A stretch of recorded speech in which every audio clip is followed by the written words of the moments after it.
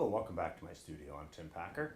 Today is a pretty exciting day for me. This is our first day on the series about composition. Composition, in a nutshell, is just the way we arrange the marks on our page to engage the viewer's eye. It's one of the most important facets of painting, and it's probably the least understood by most artists. So first of all, I want to talk about there's relationships that go on between the painting and different people that are really important to understand. So the very first relationship in any piece of art is the relationship, the engagement between the artist and the subject. When you're deciding what to paint, there's something about a subject, any subject, that just it captures your attention and makes you decide, I want to paint it. And then the second relationship is that between the artist and the painting. That's that whole process that we talked about the kind of doing the actual painting and the enjoyment you get out of it. Now, if you're just painting as a hobby and you're just painting for your own enjoyment, then those are really the only two things you need to concern yourself with. But there's a third relationship that if you want to be a professional artist or if you want to enter juried shows that you really need to be concerned with.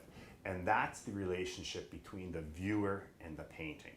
The best way I can describe it is kind of like singing in the shower. If you're singing in the shower, you're singing a song that you love and you're singing it just for pure enjoyment. You don't care how it turns out. Nobody's going to hear it. You're just singing for fun, and you don't have to be very good at it to still really enjoy it. Or I sing in the car, you know, with the music. The louder I turn the music, the better I sing. But as artists, if you move into the realm of where you're going to start selling your work, you're going to start showing your work, that's like taking that singing in the shower and singing on stage in front of people. Now it's not just about you loving the song and you loving your engagement with the song. The audience also has to love how you're doing that. And that's the same thing with paintings. If you want to move into the realm of painting as a profession, the audience has to love your work as well.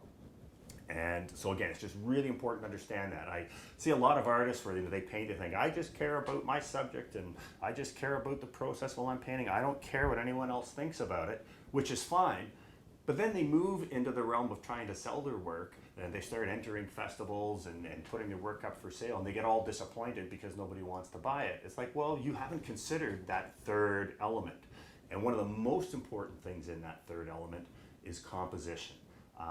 And I think of the process where someone sees a painting and ultimately makes a decision to buy it or to select it for a juried show or whatever. It reminds me of the big old Hollywood blockbuster movies, the big costume pageants, where I picture Christopher Plummer, in his British Army uniform, coming into the big ball, and all eyes are on him, and then he spies across the room this gorgeous woman who's all decked out in the fancy ball, and he goes over, he introduces himself to her, he asks her to dance, they whisk around the ballroom, have great conversation, and eventually they fall in love, they get married, and they live happily ever after. That's what we need to have happen in our paintings as well. We need, first of all, we need to get someone's attention. So that's Christopher Plummer when he walks in the room and he spies the gorgeous woman across the room. We've got their attention, but then we need to engage them in a dance. And we do that by using composition, by using marks, shapes, values to move the viewer's eye around the painting and engage them. And that will, so first we've stopped them, but then we've got to keep them there. And there's a conversation that goes on between the viewer and the painting as they follow all of this movement you've created on there. And their eyes are actually dancing with the painting. And then they have to fall in love with it.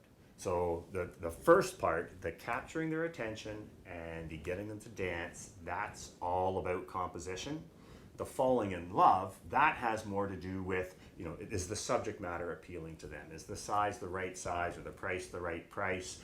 Is it the colors they like? How masterfully have you executed the drawing, the painting, the color, the use of color, all of that kind of stuff.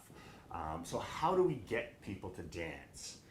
Well, that we have to do by choreographing a dance for the viewer's eye. And we do that through composition. It's through the way we arrange marks on a page. And what's happened over hundreds of thousands of years of evolution, our brains and our eyes have evolved that certain visual cues cause a predictable response in the viewer. The best example of that is, if you're sitting in a forest kind of surrounded by trees and you've got like millions of bits of visual input coming in, if a squirrel is over here and it moves on the branch, that movement attracts our eyes because we've been hardwired to really notice movement. When we were hunters and gatherers out in the plains, movement could either be food, it could be a predator, it could be an enemy, or it could be a potential mate, it could be anything. So we're really hardwired for movement. Well, some of the things that we can do on the page can duplicate that. So for example, if we put an area of really strong contrast of light against dark and complementary colors with a hard edge, that triggers that same area in our brain that responds to movement. And what's really important with all this too, when we talk about composition, it's not rules. A lot of people have the wrong idea about composition. They think it's a bunch of rules created by a bunch of academics to say this is what a good painting is and this is what a bad painting is. There couldn't be anything further from the truth. The theory of composition has evolved because over thousands of years of people being engaged in this silly pursuit of putting marks on paper or canvas and then watching the response to it, there's come about this art science of realizing if you do A on the paper, it'll cause the viewer's eye to do B. And understanding how we can use all of these things to move the viewer's eye around the painting, that's what composition is. And it allows us to really get in there in any given painting and create that dance for the viewer's eye to be engaged in. Now I can talk about this all day. It's easiest if I just actually move over to the easel and I'll just do a few very quick demonstrations to show you what I mean about how when we do create a mark on the page, it causes our eye to do something. So we'll do that right now. Okay, so what do I mean by marks that cause our eye to do something? I mean, that sounds like it's complex, but it's very simple in its simplest element. I could do this. Right? We all recognize this. That's an arrow. Obviously, that's causing our eye to move down in this direction. We could actually do another arrow coming in here. And we could have another arrow coming in here. And what we've just done now is create three forms of movement that are all drawing the eye down to one area of the painting. And at its simplest form, that's what we want to do with the colors, values, edges, and shapes on our paintings. But let's look at another way that this happens. If I do a bunch of vertical strokes on the page, this has just created a pattern, but our eye has nowhere to focus and nowhere to look. I can, with one simple stroke, cause the eye to look wherever I want just by placing a horizontal stroke through one of these. So if I come up here and place a stroke like that, all of a sudden our eye is drawn to here more than any other place.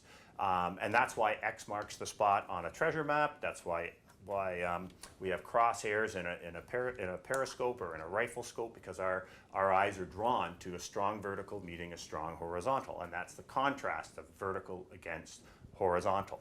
We can also move the eye through gradation. If I take a fairly deep, intense wash of blue and gradate it across the page so it becomes less and less intense, then our eye also moves across here. And we can also do it with shapes. Certain shapes, for example, a circle or a square, are called static shapes.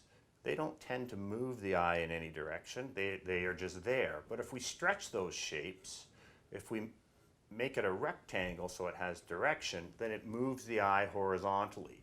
If we make it a vertical shape, it moves the eye vertically. And ideally what we want to do in a painting, now we could just do the arrows. We could create, let's create kind of a composition here. We'll have an entry coming in here, and then we'll move around to a spiral pattern, and then we'll come down here. We'll block in our corners a little to keep the eye from traveling out at the corners.